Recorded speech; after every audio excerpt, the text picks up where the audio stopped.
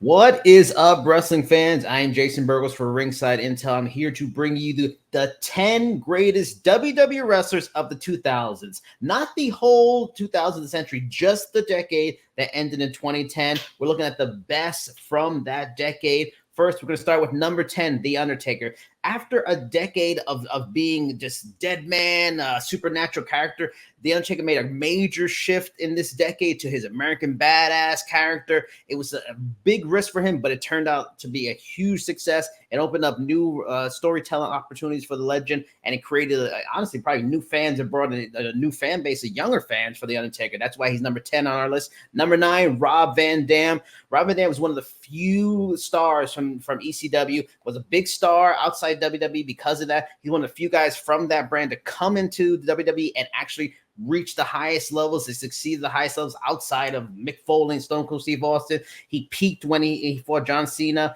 in New York and Hammerstein Ballroom at One Night Stand, reached the highest levels. He has to be on the list of top 10 stars from the 2000s. Next, number 8, Brock Lesnar. Yes, we all know Brock Lesnar, the beast version of Brock Lesnar we've seen for the last 10 or so years. But before that, the original, the next big thing version of Brock Lesnar was a dominant force, reinvented what a monster can be, just freakish athlete, had Paul Heyman leading the way. Dominant force, became champion within the first year of his career, beating Brock Lesnar, of course, has to be on this list. Number 7, Triple H. Of course, yeah, this probably wasn't prime Triple H, but he still had a massive influence because his creating the faction known as Evolution, setting up Randy Orton and Batista to go on to first become names and reliable, respected names, and then go on to become big stars themselves, helped to bring Ric Flair back to relevancy. And of course, he had even big matches with Shawn Michaels and other title reigns and interesting storylines. Triple H has to be on a list of the best stars of the 2000s. Moving on from there, number 6, Edge.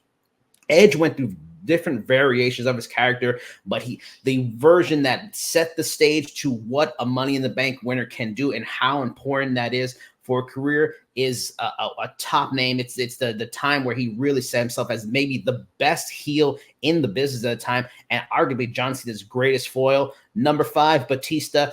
While John Cena was a big star and he was the face of the company, but Batista was the example of what some fans wanted in a babyface, more of a badass babyface. He had more tinges of the Attitude Era that came previously before the 2000s. He was a top star, big name. Of course, he came from Evolution, and his future and his success was spawned by what happened in that group with Triple H. Moving on from there, number 4, Shawn Michaels. Shawn Michaels' career seemed over to start the 21st century. He had the back injury. He ended his career in 98 at WrestleMania. He comes back in 2002 in his match with Triple H in SummerSlam. We thought it might be a one-off, one final goodbye match. No, he goes on to begin a second unbelievable legendary run. While he wasn't the same kind of athlete, wasn't his prime, arguably was better because of experience and his smarts and understanding. He has to be on a list for this. Number 3, Kurt Angle. This version of Kurt Angle was different than the one we saw in the late 90s. A little bit more comedic, a little more serious. No, this version of Kurt Angle was an absolute killer, badass. He relied on his wrestling skills. He was an elite wrestler. He was even more well-rounded than before. Instead of being comedy, he wasn't doing angle slams. He was breaking ankles and breaking limbs with his submission moves. Kurt Angle was one of the elite stars of the 2000s.